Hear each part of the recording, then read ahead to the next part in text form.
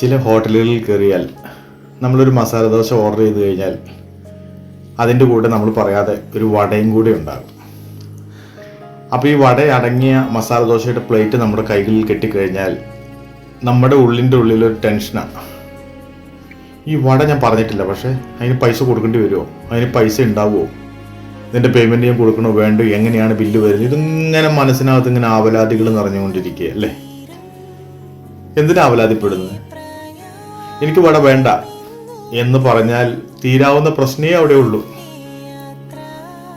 ഇതുപോലെ നമ്മുടെ ജീവിതത്തിൽ പലപ്പോഴും നമ്മൾ അറിഞ്ഞോ അറിയാതെയോ വരുന്ന പ്രതിസന്ധികൾ കാണുമ്പോൾ നമ്മൾ പകച്ചു നിൽക്കുക.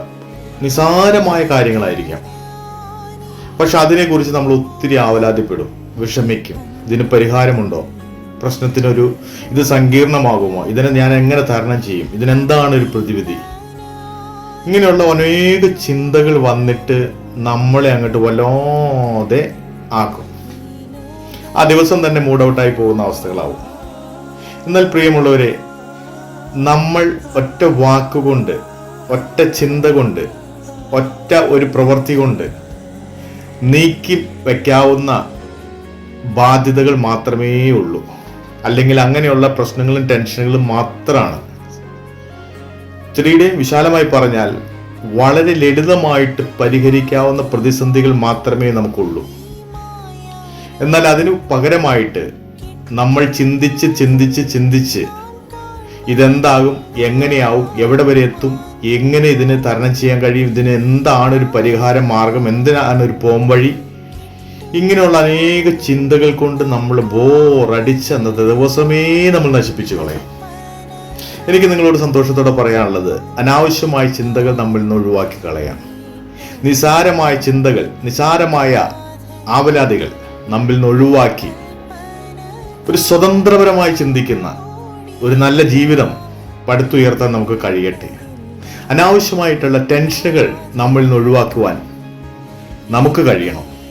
ഞാൻ മുമ്പേ പറഞ്ഞ കഥ പോലെ ആ ഒരു വട ഞാൻ പറയാത്തത് അതിനകത്ത് കൊണ്ടുവന്നെങ്കിൽ അത് അവർ ചെയ്യുന്ന ഒരു രീതിയാണ്.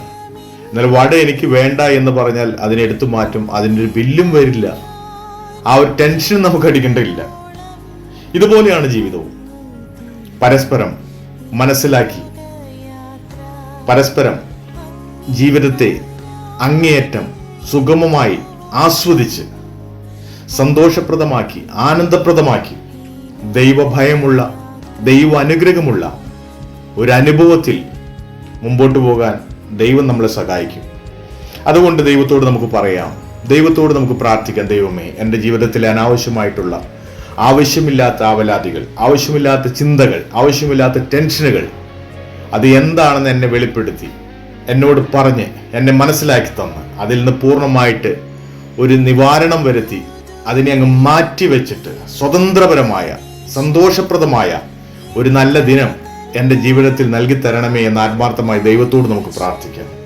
ദൈവമാണ് എല്ലാത്തിനും ആൻസർ, മറുപടി. ദൈവമാണ് എല്ലാത്തിനും പരിഹാരം. മനുഷ്യനെ കൊണ്ട് കഴിയാത്തതിനെ കഴിയാൻ അല്ലെങ്കിൽ സാധ്യമാക്കി തരാൻ കഴിയുന്ന ദൈവം നമ്മുടെ ടെൻഷനുകൾ മാറ്റട്ടെ, നമ്മുടെ ബോറടികൾ മാറ്റട്ടെ, നമ്മുടെ വിഷമങ്ങൾ മാറ്റട്ടെ, നമ്മുടെ വേദനകൾ മാറ്റട്ടെ, നമ്മുടെ അന്യചിന്തകൾ മാറ്റട്ടെ. നല്ല എല്ലാം കൊണ്ടും നിറഞ്ഞ അല്ലെങ്കിൽ അനുഗ്രഹിക്കപ്പെട്ട ഒരു ജീവിതം എൻ്റെയും നിങ്ങളുടെയും അനുഭവത്തിൽ ദൈവം നൽകി തരട്ടെ എന്ന ആത്മാർത്ഥമായ ചിന്തയോടെ, പ്രാർത്ഥനയോടെ നിർത്തുന്നു. ദൈവം നമ്മെ എല്ലാവരെയും അനുഗ്രഹിക്കുമാറാകട്ടെ.